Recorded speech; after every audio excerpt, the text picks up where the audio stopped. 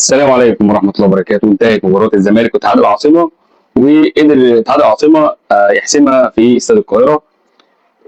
بقول النهارده دلوقتي نادي الزمالك عمل اللي عليه وزيادة، بس الماتش ده بالذات ما عملش اللي عليه. يعني الزمالك عمل كل حاجة في الكورة، سواء في الدوري سواء في البطولة من أولها في الكونفدرالية، بس آخر مباراة الزمالك ما جاش. آخر مباراة في أخطاء كتير جدا من معتمد جمال، وفي بعض اللعيبه مش احسن حاجه النهارده. انا زعلان على الجمهور اللي مشي ده كله، زعلان، والجمهور اللي ورا الشاشات.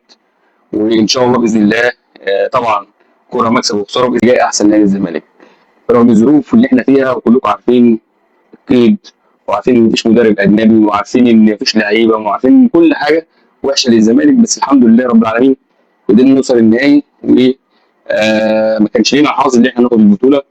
عايز اقول لكم كمان عندنا ماتش كمان 3 ايام مصيري جدا جدا، حسم بطوله الدوري.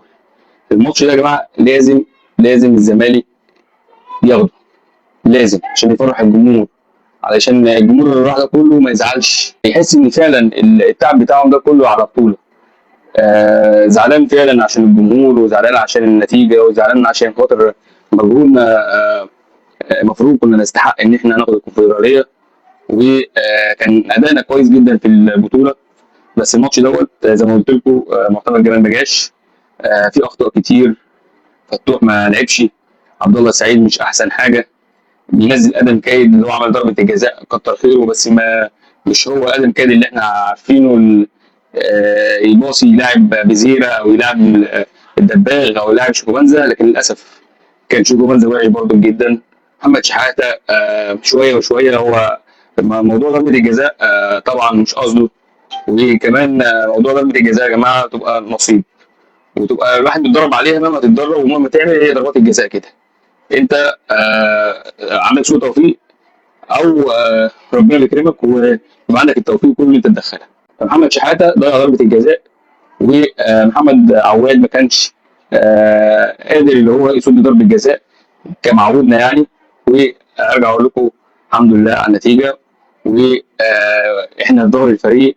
نادي الزمالك فريق كبير، نادي الزمالك احنا زي ما قلنا لكم كده مش عايزين بطوله، لان احنا بنحب النادي الزمالك، مش هنكره نادي الزمالك او نشتم نادي الزمالك عشان خاطر هو ما بيحققش بطوله. بالعكس، نادي الزمالك على الحلو والمر احنا معاه، نادي الزمالك احنا في ظهره مهما كان الصعوبات.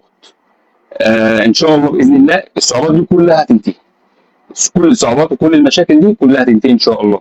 في اخر الفيديو هارد دلوقتي نادي الزمالك وجمهوره العظيم المحترم الجميل اللي هو فعلا ورا فرقته في اي مكان وفي اي وقت تلاقيه، وبيدعم الفرقه سواء بالخساره سواء بالمكسب. جمهور الزمالك يا جماعه ما فيش منه اتنين، ولا فريق نادي الزمالك ما فيش منه اتنين باللي بيحصل ده كله، ومن الجمهور بياخدوا ده كله. فنادي الزمالك لو بصيت كده في العالم كله مش هتلاقي زي نادي الزمالك. انا فخور ان انا من نادي الزمالك وبشجع نادي الزمالك، وان شاء الله باذن الله اللي جاي احلى. وان شاء الله باذن الله وراك يا زمالك. ماتش سيراميكا ماتش مهم جدا، لازم نكسب الماتش عشان خاطر نكسب بطوله الدوري، وحتى نفرح الجمهور اللي هو زعلان من الفرقه، ونفرح الجمهور اللي هو تعب ورا الفرقه. وان شاء الله نخش ابطال افريقيا باذن الله في الماتش الجاي. سلام.